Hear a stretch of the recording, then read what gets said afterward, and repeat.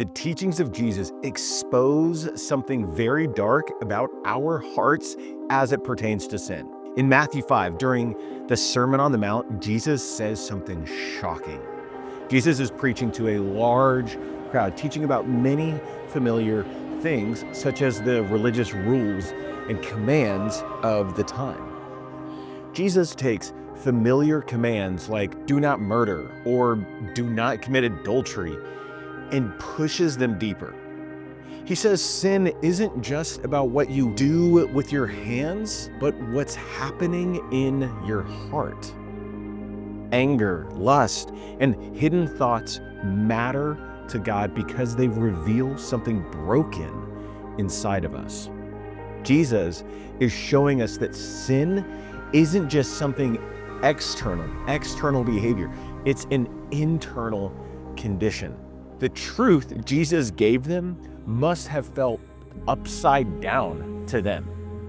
See, in their culture, the law of Moses was the center of everything they did. Holidays, festivals, business, marriage, family, education, everything revolved around the law. The law of Moses is essentially the 10 Commandments and then all of the other laws and practices that were derivatives of the 10 Commandments, found primarily in the Old Testament books of Leviticus and Deuteronomy. Now, most of the people of that time would have most, if not all, of these books completely memorized. Jesus takes these and pushes it deeper, so deep that it actually completely implodes their understanding of the truth. So, for example, Jesus says to them, "You have heard it said that you shall not murder. Well, I say to you that if you have hatred in your heart towards someone, you've already committed murder."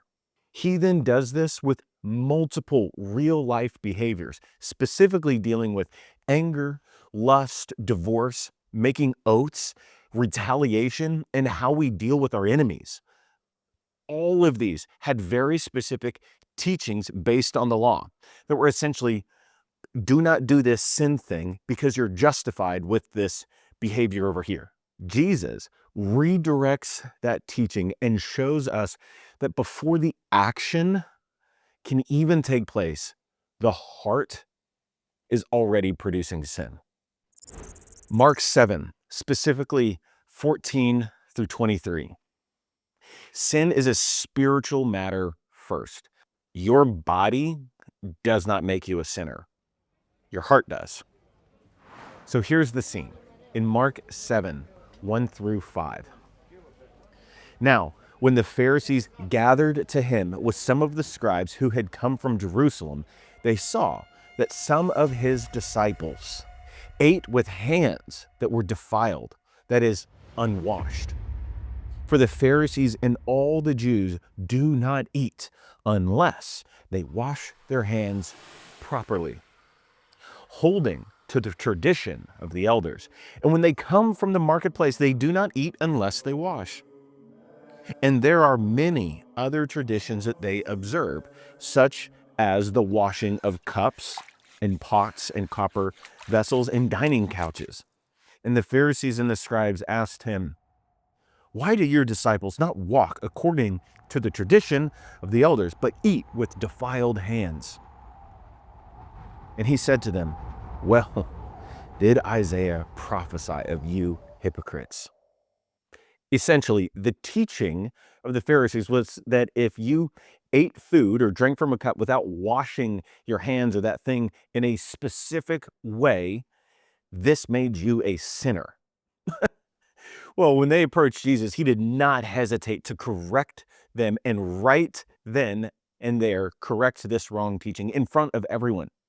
Jesus explained how it's not eating with dirty hands that makes someone sinful. Maybe unsanitary, but not sinful. Sin is not a dirtiness of the body. Rather, sin is things like evil thoughts, pride, envy, and selfishness. These things come from within our very being. What happened was this slow drift away from God's truth that happened over time.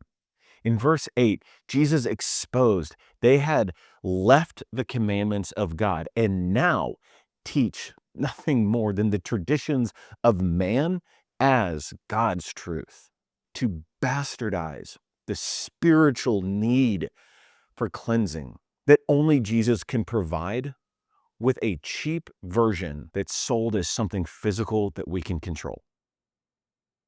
The wrong teaching was that if you tried hard enough and kept your body clean and undefiled, then you were without sin. Therefore, God loved you. Jesus explained that no matter how hard we try to clean ourselves in this way, it will not work because sin is a spiritual matter first. Your body does not make you a sinner, your heart does. And Jesus is in the business of cleaning your heart where water and washing cannot reach. In John chapter 8, there is a connection that most people miss. Here, real quick, if you want to learn how to unpack scriptures like this for yourself, which you should, then click the link below. You'll learn to use the exact same method I'm using right now, and it's totally free. So here's the situation. The Pharisees are trying to trap Jesus and get him to kill a woman for her sin. So this woman caught in adultery, she was brought by the Pharisees to Jesus, who is teaching in the midst of a crowd gathered at the temple. The Pharisees impose the letter of the law on him, saying that her sinful act warrants the death penalty via throwing stones. Jesus, knowing the law, knew also that just like her, they too were defiled by sin, therefore unfit to judge the sin in this woman. Jesus exposed this reality to them, and they each walked away. Let her go, one by one, dropping their stones. Now, here's the thing that is so easy to miss amidst this theological juggling act between Jesus and the Pharisees. The stones intended for the woman caught in adultery were eventually picked up and aimed at Jesus. The Pharisees, who were defiled by their own sin, were ready to cast judgment unto death on this woman. Jesus, undefiled by sin in every way, was ready to defend that woman unto his own death by the same stones intended for her. The reality of sin is that sin and death always go together. Jesus wants you to allow the death your sin deserves to be aimed at him and his death on the cross.